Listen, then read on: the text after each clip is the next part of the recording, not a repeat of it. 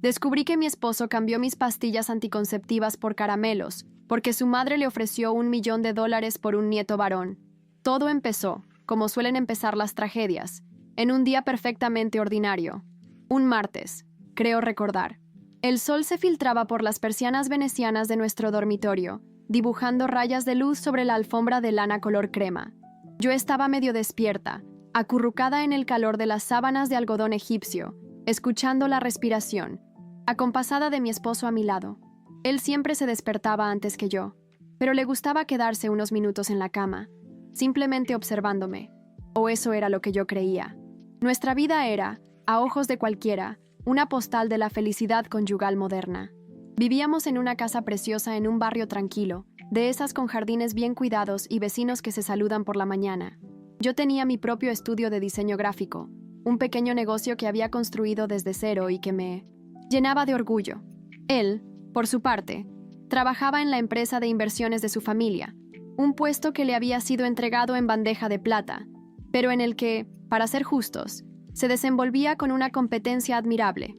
Nos habíamos conocido en la universidad, un cliché de amor a primera vista que culminó en una boda de ensueño 5 años después. Llevábamos 3 años casados, y nuestro plan, el que habíamos discutido y acordado tantas noches entre susurros y promesas, era claro. Esperaríamos al menos otros 2 años antes de pensar en tener hijos. Queríamos viajar, consolidar nuestras carreras, disfrutarnos el uno al otro sin presiones. Era nuestro plan, nuestro pacto. Esa mañana, como todas las mañanas, se inclinó para besar mi frente. Su barba de 3 días me hizo cosquillas y solté una risita somnolienta. «Buenos días, dormilona», susurró, su voz ronca por el sueño.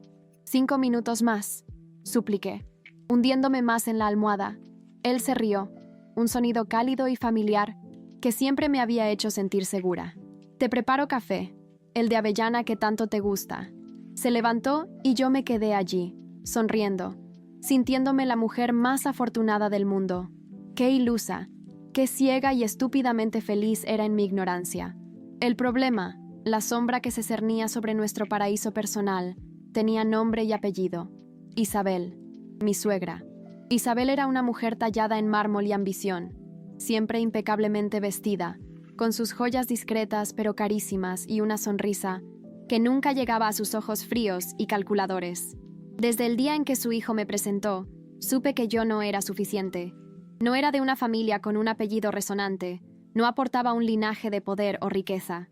Era, en sus ojos, una simple adición decorativa a la vida de su hijo, y una que no estaba cumpliendo con su única función verdaderamente importante, darle un heredero.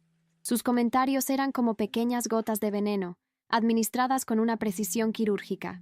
En las cenas familiares, siempre encontraba la manera de sacar el tema. ¿Y para cuándo el nieto? Un hombre necesita un hijo que continúe con su legado, decía, mirando directamente a su hijo, pero el filo de sus palabras iba dirigido a mí.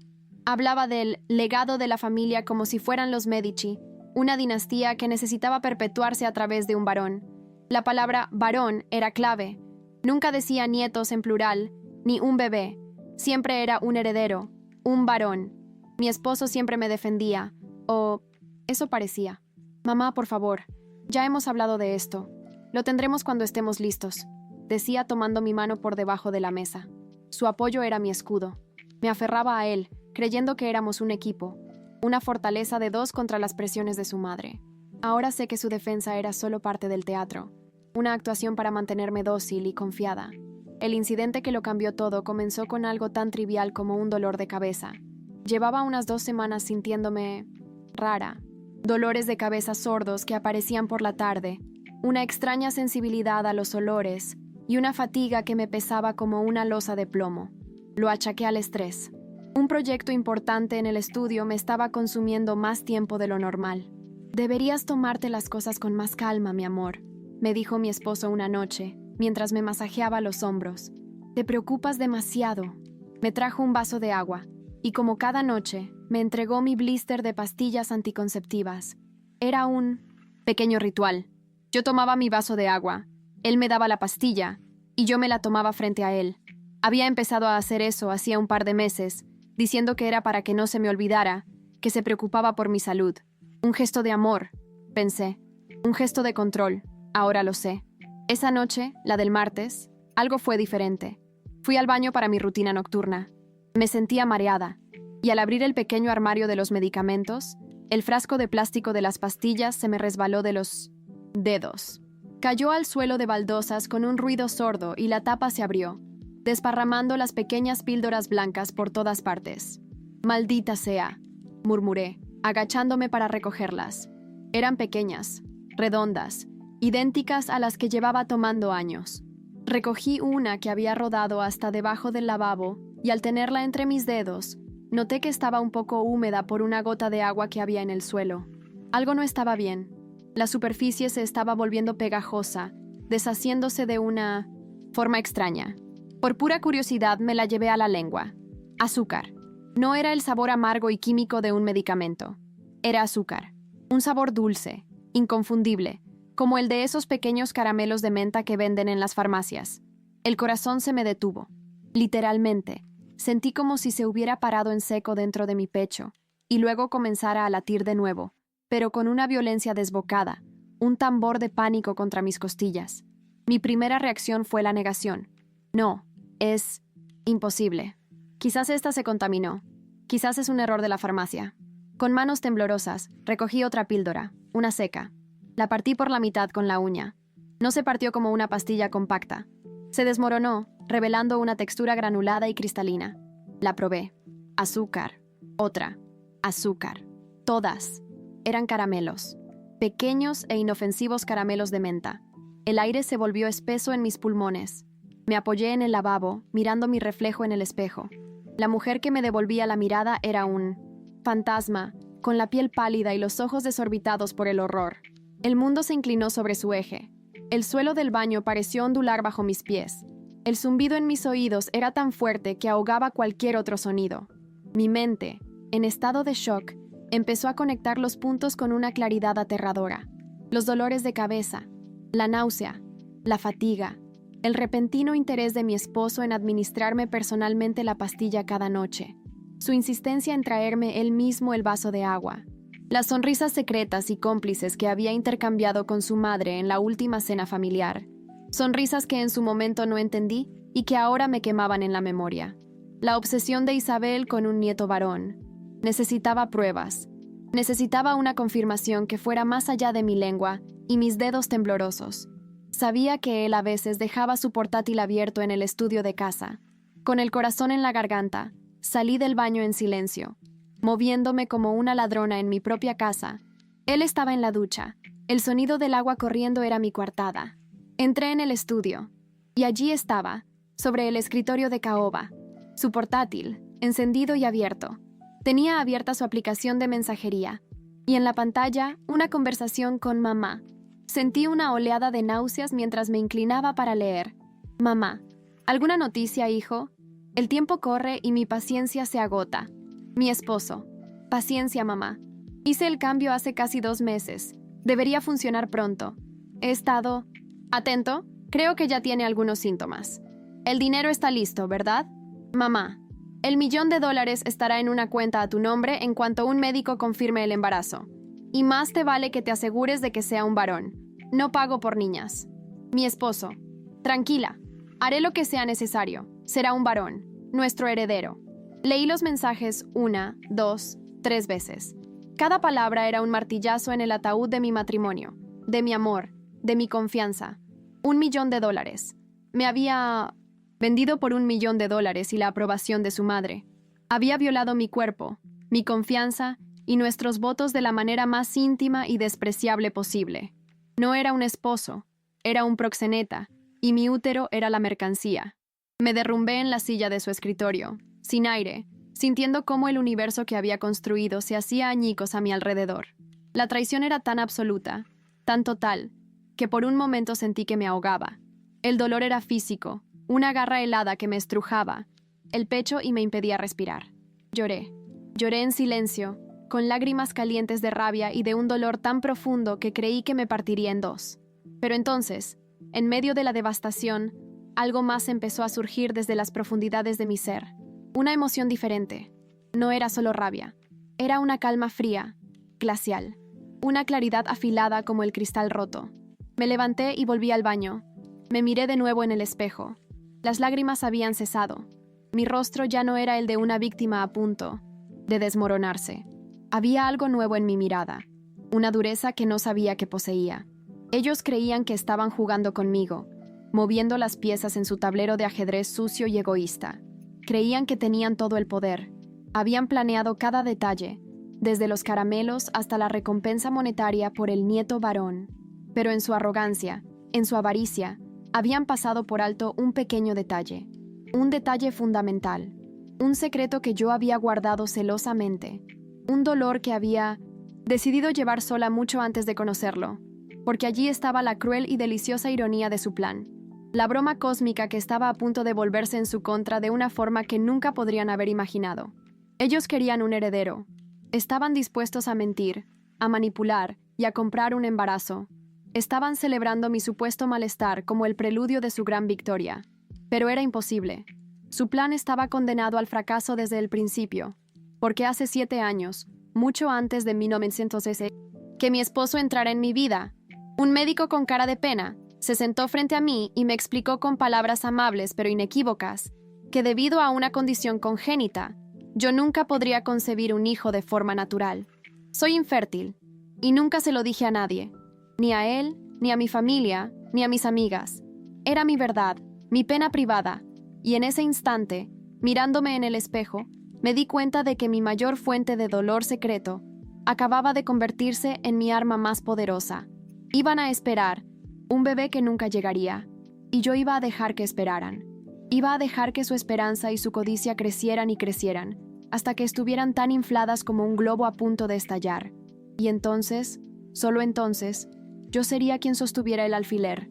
Descubrí que mi esposo cambió mis pastillas anticonceptivas por caramelos, porque su madre le ofreció $1.000.000 por un nieto varón. El plan nació en el frío suelo de baldosas del baño, entre el sabor del azúcar y el veneno de la traición. Pero fue en la quietud de la noche, mientras escuchaba la respiración rítmica del hombre que dormía a mi lado, que el plan echó raíces y comenzó a crecer, oscuro y retorcido como una enredadera venenosa. Ya no era un simple plan, era una promesa que me hice a mí misma, a la mujer ingenua que él había intentado destruir. Esa noche no dormí. Me quedé inmóvil, sintiendo el calor de su cuerpo junto al mío, un calor que ahora me resultaba repulsivo, gélido. Cada inspiración que él tomaba era un recordatorio de su engaño. Cada movimiento en sus sueños, una burla a los sueños que habíamos construido juntos y que él había demolido por dinero. Repasé los mensajes en mi mente, una y otra vez, hasta que las palabras se grabaron a fuego en mi memoria. El $1.000.000 estará en una cuenta a tu nombre en cuanto un médico confirme el embarazo. Y más te vale que te asegures de que sea un varón. Cuando los primeros rayos de sol se colaron por la ventana, yo ya era otra persona. La mujer desconsolada que se había derrumbado en el suelo del baño había sido reemplazada por una actriz a punto de interpretar el papel de su vida. Me levanté antes que él, algo inusual en mí. Fui al baño y me miré al espejo. Practiqué una sonrisa, una pequeña y cansada sonrisa. Tenía que ser creíble. Al volver a la habitación, él estaba despertando. «Buenos días», dije, mi voz un poco más suave de lo normal. Me miró, sorprendido. «¿Estás bien? Te has levantado muy temprano». Puse una mano en mi frente, un gesto estudiado. «No sé, me siento un poco mareada. Debe ser el cansancio». Vi el brillo en sus ojos, un destello fugaz, casi imperceptible, de triunfo, de codicia. Lo ocultó rápidamente con una máscara de preocupación, pero yo lo vi. Era como ver la aleta de un tiburón antes del ataque. «Oh, mi amor, tienes que cuidarte más», dijo, acercándose para abrazarme. Su abrazo se sintió como una jaula. «Quizás deberías trabajar menos. Tómate el día libre». No, estoy bien. Solo necesito un café», respondí, separándome suavemente. Comenzó el juego. Durante las siguientes 2 semanas, me convertí en una experta en el arte del engaño sutil. Introduje los síntomas de forma gradual para no levantar sospechas. Un día era una oleada de náuseas por la mañana, que yo disimulaba corriendo al baño y abriendo el grifo para que no escuchara que no estaba vomitando. Otro día, desarrollaba una aversión repentina por el café, mi bebida favorita, arrugando la nariz con un dramatismo que merecía un premio. Él observaba cada uno de mis movimientos con una atención depredadora que me helaba la sangre. Su preocupación se volvió asfixiante. Empezó a prepararme el desayuno, comidas nutritivas que, según él, había leído que eran buenas para nosotras. La forma en que usaba el plural me revolvía el estómago más que cualquier náusea fingida. Me llamaba constantemente al trabajo. ¿Cómo te sientes? ¿Has comido bien? ¿Estás descansando? No era cuidado. Era vigilancia. Estaba vigilando su inversión. El clímax de mi primer acto llegó una tarde de sábado. Fui a la farmacia y compré una prueba de embarazo. En la soledad del baño de un café, lejos de casa, abrí el paquete.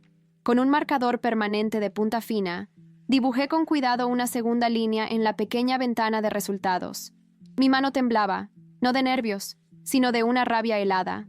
Era una falsificación, una mentira visual que representaba la monstruosidad de la suya. Esa noche lo llamé al salón. Estaba viendo un partido de fútbol, completamente absorto.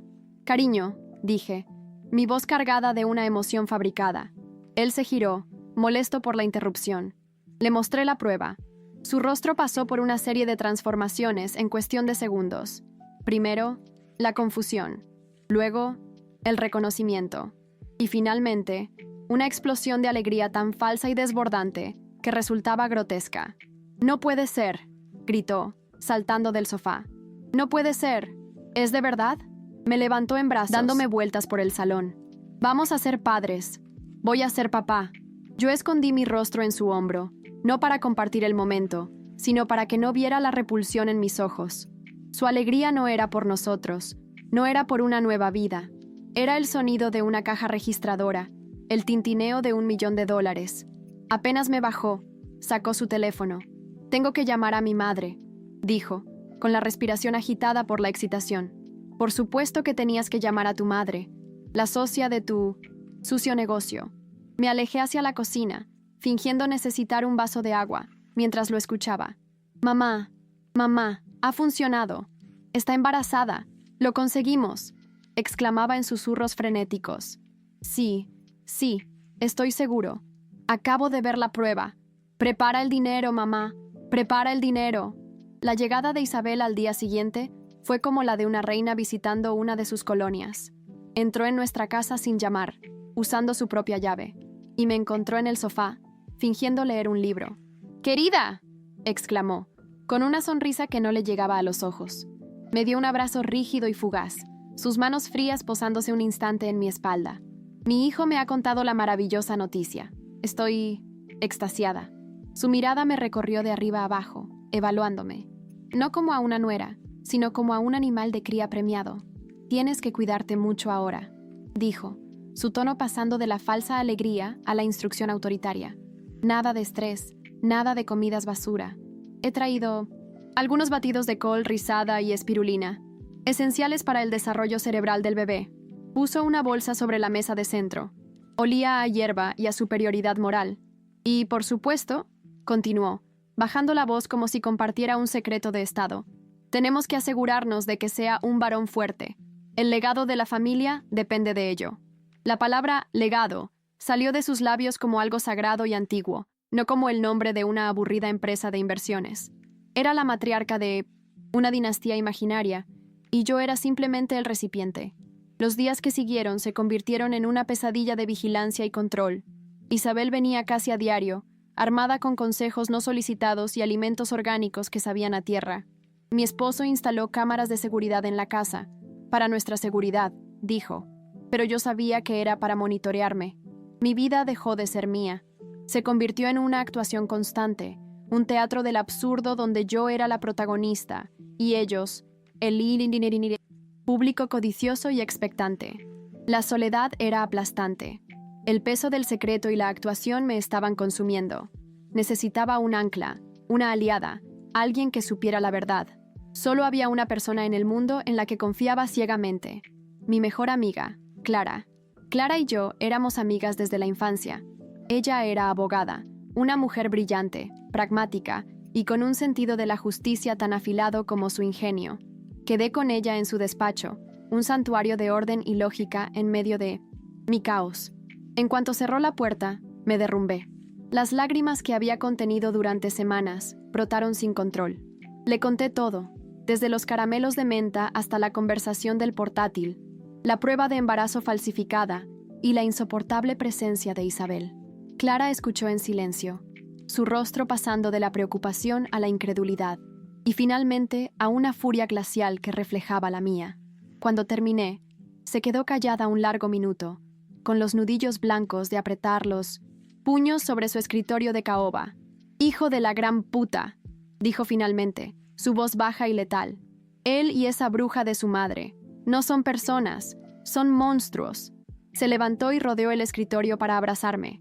Su abrazo era real, cálido, lleno de una fuerza que me sostuvo. «Escúchame», dijo, mirándome a los ojos. «No estás sola en esto, para nada.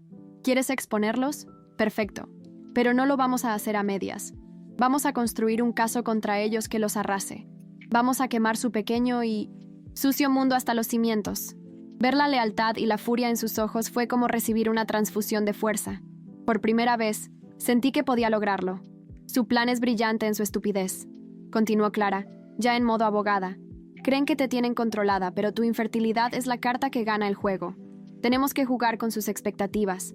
Tenemos que hacer que la caída sea lo más dolorosa y pública posible».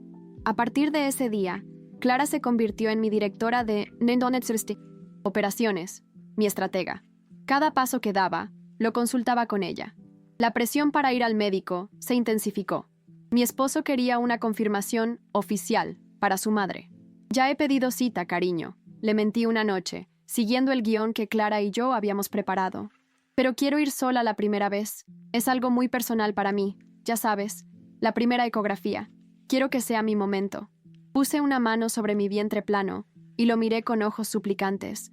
Su codicia luchó contra su deseo de parecer un esposo comprensivo. La segunda opción ganó, por los pelos. «Claro, mi amor, lo que tú necesites», dijo, aunque vi una sombra de impaciencia en su rostro. Compré tiempo, pero sabía que no era suficiente. Necesitábamos intensificar el juego. Empecé a tener antojos extravagantes y específicos. A las 3 de la mañana, lo despertaba suplicando por pepinillos envueltos en queso suizo o helado de pistacho con salsa picante. Él, el futuro padre devoto, salía a la casa de mis antojos en mitad de la noche. Era una pequeña y patética forma de venganza, verlo correr para satisfacer caprichos inexistentes, pero me daba un oscuro placer. La tensión alcanzó un nuevo nivel cuando, un sábado por la tarde, llegué a casa y me encontré a Isabel con 2 hombres desconocidos en mi estudio de diseño, mi santuario. El espacio donde creaba, donde mi identidad profesional existía, estaba siendo invadido. Había muestras de pintura en las paredes, todas en tonos de azul y gris, y cintas métricas por todas partes. «Ah, querida, justo a tiempo», dijo Isabel radiante. «Estamos planeando la habitación del bebé. He contratado a los mejores decoradores. ¿No es emocionante? Este será el cuarto de nuestro pequeño campeón».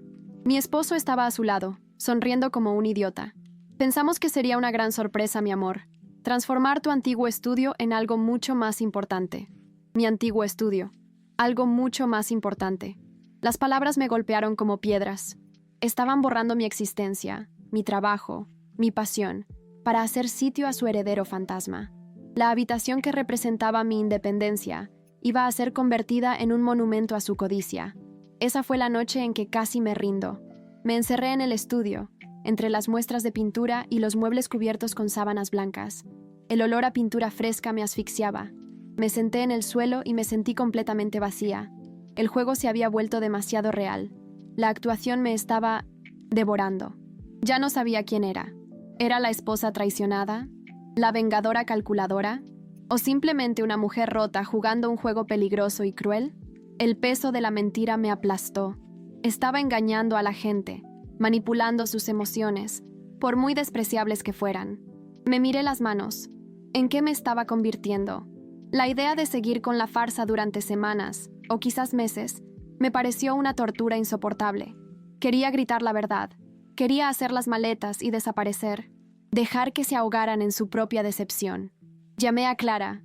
Mi voz un hilo roto. «No puedo más, Clara. No puedo seguir con esto. Me está matando. Están en mi casa, en mi estudio. Me están borrando». Hubo un silencio al otro lado de la línea. Luego, la voz de Clara, firme como el acero. Respira hondo, me ordenó. Ahora escúchame bien. Eso es exactamente lo que quieren. Quieren que te rindas. Quieren borrarte y reemplazarte con la madre de su heredero. ¿Vas a dejar que lo consigan? ¿Vas a dejar que se salgan con la suya después de lo que te hicieron? Sus palabras eran duras, pero eran el antídoto que necesitaba. Violó tu confianza y tu cuerpo de la forma más íntima posible, continuó. Su madre te compró como si fueras ganado. No se merecen una salida fácil. No se merecen que simplemente te vayas. Se merecen ser humillados. Se merecen perderlo todo. Recuerda por qué estás haciendo esto. No es solo por ti. Es por cada mujer a la que un hombre como él ha intentado controlar y poseer. Colgué el teléfono. Mis lágrimas se habían secado. Me levanté y miré las muestras de pintura en la pared. Azul real. Gris acero. Colores para un príncipe. Tomé una de las latas de pintura que los decoradores habían dejado. La abrí con un destornillador y la arrojé contra la pared. La pintura azul oscuro salpicó en un arco violento, cubriendo las muestras, goteando por la pared como sangre espesa. En ese momento, algo cambió dentro de mí. La duda se evaporó, reemplazada por una determinación fría y absoluta. Ya no se trataba solo de exponerlos. Se trataba de orquestar su caída. Clara tenía razón. No merecían una salida fácil. Merecían una ópera de humillación. Y yo iba a ser la directora. Mi plan original era simplemente dejar que el tiempo pasara hasta que la mentira fuera insostenible. Pero ahora, viendo la pintura azul gotear por la pared de mi estudio profanado, supe que necesitaba algo más. Necesitaba un escenario, un clímax, un evento donde su esperanza y su codicia estuvieran en su punto más alto, ante una audiencia. Y entonces, se me ocurrió la idea perfecta. Una idea tan brillante en su crueldad que casi me hizo sonreír. Ellos querían un heredero varón. Estaban obsesionados con el género. Pues bien, yo les daría exactamente lo que querían. Les daría una fiesta de revelación de género. La fiesta más grande, más extravagante y más inolvidable que jamás hubieran imaginado. Y sería allí, en medio de su celebración triunfal, rodeados de su familia y amigos, donde la verdad no solo saldría a la luz, sino que explotaría, llevándose consigo su reputación, su orgullo y su precioso $1.000.000. Salí del estudio, con el corazón latiendo con un nuevo propósito. Ya no era una víctima, era una cazadora, y la temporada de caza acababa de empezar. La idea de la fiesta de revelación de género se apoderó de mí con la fuerza de una revelación divina y perversa. Ya no era suficiente exponerlos. Necesitaba que fueran los arquitectos de su propia humillación. Necesitaba que invirtieran su dinero, su ego y sus esperanzas en el altar de su propia destrucción. A la mañana siguiente, después de mi epifanía en medio del caos de pintura azul, bajé a la cocina con una nueva máscara. La de la futura madre emocionada y un poco abrumada. Mi esposo estaba allí, bebiendo su café y leyendo las noticias financieras en su tableta. Isabel, por supuesto, ya me había enviado un mensaje de texto con una lista de nombres apropiados para un heredero. Todos. Sonaban como reyes o conquistadores. Cariño. Empecé. Mi voz un susurro suave. Puse mi mano sobre la suya, sintiendo un escalofrío de repulsión que logré ocultar. ¿Sabes en qué he estado pensando? Él levantó la vista, con esa sonrisa condescendiente de quien cree saberlo todo. En nombres de bebé, espero. A mamá le gusta Alejandro. En algo más grande, dije, dejando que la emoción falsa llenara mi voz. En celebrarlo. En serio. Con todos. Tu madre se sentiría tan orgullosa. Podríamos hacer una fiesta de revelación de género.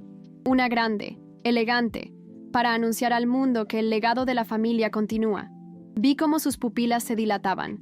Las palabras grande, elegante y legado eran música para sus oídos. Era como ofrecerle un cebo a un pez hambriento. Una fiesta, repitió, saboreando la idea. Sí, es una idea brillante. A mamá le encantará. Ella puede organizarlo todo. Tiene un gusto impecable. Bingo. Había mordido el anzuelo, el sedal y la caña. Esa misma tarde, le presentamos la idea a Isabel. Su reacción fue predecible. Sus ojos fríos se iluminaron con el fuego de la vanidad social. Una fiesta no era solo una celebración. Era una demostración de poder, de estatus. Una oportunidad para restregar su victoria en la cara de sus amigas y rivales. «Por supuesto», exclamó, aplaudiendo con un gesto teatral. Dejádmelo todo a mí. Será el evento de la temporada. Contrataré a los mejores organizadores, el mejor catering. Todo tiene que ser perfecto para mi nieto. En las semanas siguientes, nuestra casa se convirtió en el cuartel general de la Operación Nieto. Isabel estaba en su elemento, una déspota benevolente que ladraba órdenes por teléfono, eligiendo tonos de azul para las servilletas y tipos de champán que solo ella consideraba adecuados. Mi esposo la observaba con una admiración filial que me revolvía el estómago. Estaban tan absortos en su propia fantasía, tan borrachos de codicia, que ni siquiera notaron mi creciente desapego. Mientras ellos planeaban la escenografía de su triunfo, yo planeaba el verdadero espectáculo con mi única aliada. Clara, desde su despacho, se convirtió en mi mariscal de campo. Necesitamos pruebas irrefutables y un plan de ataque legal, me dijo en una de nuestras llamadas secretas. Los mensajes del portátil son la pistola humeante. Los he guardado en un servidor seguro. Pero necesitamos más. Necesitamos que la humillación sea total y las consecuencias inevitables. Clara me guió. Con su ayuda, abrí una cuenta bancaria secreta y empecé a desviar fondos de nuestra cuenta conjunta, poco a poco, justificándolo como gastos para el bebé. Contraté a un investigador privado, recomendado por Clara, para que rastreara el $1.000.000. Descubrimos que Isabel había creado un fondo fiduciario condicional, accesible para su hijo solo con la presentación de un certificado de nacimiento de un heredero varón. El contrato era tan frío y transaccional como un acuerdo comercial. Mi actuación se refinó. Fui a una clínica de obstetricia yo sola. Pagué en efectivo a una técnica de ultrasonido para que me diera una impresión genérica, una imagen borrosa en blanco y negro que podría ser cualquier cosa. Se la presenté a mi esposo esa noche. «Es nuestro bebé», le susurré, observando cómo sus ojos se llenaban de lágrimas de cocodrilo. Besó el papel como si fuera una reliquia sagrada. Al día siguiente, la foto estaba enmarcada en plata sobre la chimenea, un monumento a su engaño. La preparación para la fiesta fue surrealista. El jardín trasero se transformó. Contrataron una carpa blanca gigante, la llenaron de mesas con manteles de lino azul, centros de mesa con hortensias y delfinios, y una orquesta de cámara que tocaba música clásica. El tema era, por supuesto, Principito. Todo era azul. Los cócteles eran azules. Las luces eran azules. La arrogancia en el aire era de un azul profundo y oscuro. El elemento central de la revelación sería un enorme cañón de confeti, hecho a medida. Isabel insistió en ello. «Tiene que ser una explosión de alegría», decía. Y yo estaba de acuerdo. Oh, sí, sería una explosión. El día de la fiesta llegó con un sol radiante, como si el universo mismo quisiera iluminar el escenario. Me puse un vestido blanco, sencillo y elegante, un lienzo en blanco para el drama que estaba a punto de pintar. Mientras me maquillaba, me miré al espejo. No sentía nervios. Sentía una calma absoluta, la calma del ojo de un huracán. Hoy recuperaba mi vida. Al bajar las escaleras, el sonido de las risas y las copas de champán me golpeó. Había unas 100 personas, amigos de la familia, socios comerciales, toda la élite social que Isabel y mi esposo tanto se esforzaban por impresionar. Me recibieron con sonrisas y felicitaciones. «Estás radiante». ¡Qué bendición! Cada palabra era una mentira que me resbalaba por la piel. Mi esposo me tomó del brazo, su posesión. «Estás preciosa, mi amor, la madre de mi hijo». Isabel se acercó ajustando una arruga inexistente en mi vestido. «Perfecta, absolutamente perfecta. ¿Estás lista para el gran momento?» «Más que lista», respondí, mirándola directamente a los ojos. La tarde avanzó en una neblina de falsedad. Sonreí. Acepté regalos. Puse la mano en mi vientre plano y hablé sobre nombres de bebé y planes de futuro. Cada minuto que pasaba, sentía cómo la tensión se enrollaba en mi interior como un resorte, lista para saltar. Finalmente, llegó el momento. Mi esposo me guió hasta un pequeño escenario montado frente al gran cañón de confeti. Isabel se unió a nosotros, radiante, sosteniendo un micrófono. «Queridos amigos, querida familia», comenzó, su voz resonando por los altavoces. «Gracias a todos por compartir este día tan increíblemente especial con nosotros. Como saben, nuestra familia está a punto de crecer. Mi hijo, mi maravilloso hijo, va a ser padre. Y yo voy a ser abuela». Hubo un aplauso entusiasta. Ella me pasó el micrófono. Mi esposo me rodeó la cintura con el brazo, apretándome contra él. Su sonrisa era la de un hombre que ha ganado la lotería. Respiré hondo. El silencio se hizo en el jardín. Todos los ojos estaban sobre mí. Gracias, Isabel. Empecé, mi voz dulce y clara. Y gracias a ti, mi amor. Me giré para mirarlo. Gracias por vuestro increíble apoyo durante estos últimos meses. Ha sido toda una revelación. Él sonrió, sin captar el doble sentido. He aprendido tanto, continué, mi tono empezando a cambiar, perdiendo la dulzura, adquiriendo un filo de acero. He aprendido sobre lo que la gente está dispuesta a hacer por lo que quiere, por dinero o por un sueño. Vi una sombra de confusión cruzar el rostro de mi esposo. Isabel frunció ligeramente el ceño. La gente habla de milagros, y creo que todos aquí hoy esperan presenciar uno. La revelación de una nueva vida. Un niño varón, para ser exactos. ¿No es así, Isabel? Mi voz era ahora un desafío. Un heredero para continuar el legado. Un heredero que vale, digamos, $1.000.000. El silencio ahora era diferente. Tenso. Incómodo. Los invitados se miraban entre sí. Mi esposo intentó quitarme el micrófono. Cariño, ¿qué estás diciendo? ¿Estás cansada? Aparté su mano con una fuerza que lo sorprendió. No estoy cansada. Estoy más despierta que nunca. Y creo que es hora de que todos los demás también despierten. Miré a la multitud. Mi esposo y mi suegra me han estado cuidando mucho. De hecho, mi esposo se aseguró personalmente de que tomara mis vitaminas todas las noches. Me volví hacia el cañón de confeti. Y ahora, el momento que todos esperaban. La gran revelación. ¿Será niño? ¿Será niña? ¿O será la verdad? Di una señal al técnico que había contratado en secreto. Un hombre leal a Clara. ¡Bum! El cañón explotó, pero no salió confeti azul, ni rosa. Del cañón llovieron miles de trozos de papel blanco triturado. Cayeron lentamente, como una nevada sucia, sobre los invitados, sobre las mesas, sobre la hierba, perfectamente cortada. Hubo un jadeo colectivo. Confusión. La gente empezó a recoger los trozos de papel. Y entonces, en la pantalla gigante que Isabel había instalado para mostrar fotos de la pareja feliz, apareció una imagen, nítida y clara para que todos la vieran. Era una captura de pantalla. Mamá, ¿alguna noticia, hijo? El tiempo corre y mi paciencia se agota. Mi esposo. Paciencia, mamá. Hice el cambio hace casi 2 meses. Debería funcionar pronto. Creo que ya tiene algunos síntomas. El lintos. Dinero está listo, ¿verdad? Mamá, el $1.000.000 estará en una cuenta a tu nombre en cuanto un médico confirme el embarazo. Y más te vale que te asegures de que sea un varón. No pago por niñas.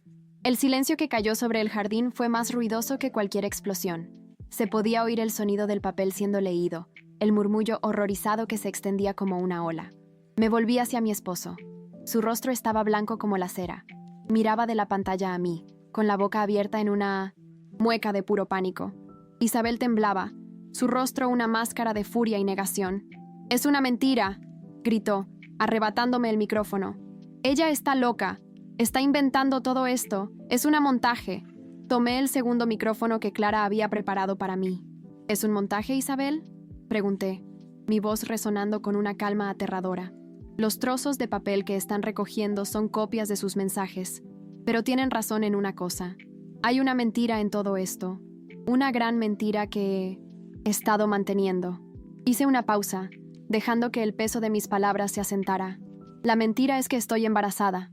El jadeo fue aún más fuerte esta vez. No hay bebé, no hay heredero, y nunca lo habrá. Miré a mi esposo, luego a Isabel, disfrutando el momento en que la comprensión finalmente los golpeó. Verán, hay algo que mi esposo nunca se molestó en saber sobre mí, algo que nunca consideró en su pequeño y sucio plan. La broma más cruel de todas, y es para ustedes. Levanté la barbilla. Soy infértil. Lo he sido desde mucho antes de conocerlo. Médicamente, es imposible para mí concebir un hijo. El mundo pareció detenerse. La máscara de porcelana de Isabel se resquebrajó, revelando la cara marchita y horrorizada que había debajo. Soltó un sonido ahogado, como si le hubieran dado un puñetazo en el estómago. Mi esposo se derrumbó. Literalmente, sus rodillas cedieron y cayó al suelo del escenario, mirándome con una mezcla de odio, incredulidad y una patética autocompasión. Su gran premio, su $1.000.000, se había desvanecido en el aire, junto con su dignidad. Los invitados empezaron a irse. no de forma ruidosa, sino en un silencio sepulcral, con miradas de asco dirigidas a mis dos torturadores. El evento de la temporada se había convertido en el funeral social más espectacular que la ciudad había visto en décadas. En medio del éxodo, Clara apareció a mi lado, serena y profesional. Se acercó a mi todavía arrodillado esposo y le entregó un sobre. «Estos son los papeles del divorcio», dijo con claridad. «Estás siendo demandado por fraude, conspiración e imposición intencionada de angustia emocional». Luego se volvió hacia Isabel, que parecía haberse convertido en piedra. «Y usted recibirá una notificación de mis socios legales. Intentar comprar un nieto y manipular la salud reproductiva de alguien tiene consecuencias. Disfrute explicando esto a los accionistas de la empresa familiar. El legado. Su precioso legado, ahora manchado, de forma imborrable». En los meses que siguieron, vi cómo su mundo se desmoronaba desde la distancia segura de mi nueva vida. El divorcio fue rápido y brutal. Gracias a las pruebas abrumadoras, obtuve todo lo que pedí, incluida la casa. La vendí inmediatamente. No quería vivir entre fantasmas. El escándalo fue la comidilla de la ciudad. La empresa familiar sufrió un golpe devastador en su reputación. Isabel se convirtió en una paria social, la bruja que intentó comprar un bebé.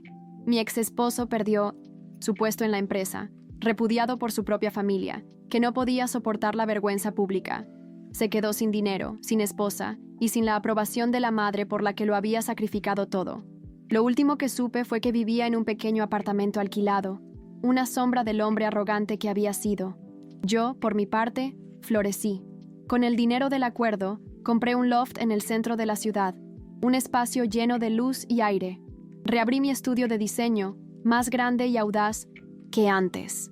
El estudio que habían intentado borrar se convirtió en el símbolo de mi renacimiento, y lo pinté con los colores más brillantes y vibrantes que pude encontrar. La infertilidad, la fuente de mi dolor secreto durante tantos años, se había convertido en mi salvación. La vida tiene una forma irónica de reequilibrar las balanzas. La traición que sufrí casi me destruye, pero en su lugar, forjó en mí una fuerza que no sabía que poseía. Me enseñó que mi valor no residía en mi útero, ni en mi capacidad para cumplir las expectativas de otros, sino en mi propia resiliencia, en mi propia verdad. A veces, por la noche, en mi nuevo hogar, miro por la ventana las luces de la ciudad y pienso en ellos. No con odio, ya no, sino con una especie de lástima fría. Intentaron robarme mi futuro para construir el suyo, pero al final, lo único que consiguieron fue destruir todo lo que tenían. Querían un heredero, pero lo único que engendraron fue su propia ruina. Y yo, la mujer que consideraban un simple recipiente, un peón en su juego, resulté ser la reina. Y al final, en el tablero de ajedrez de mi propia vida, di jaque mate.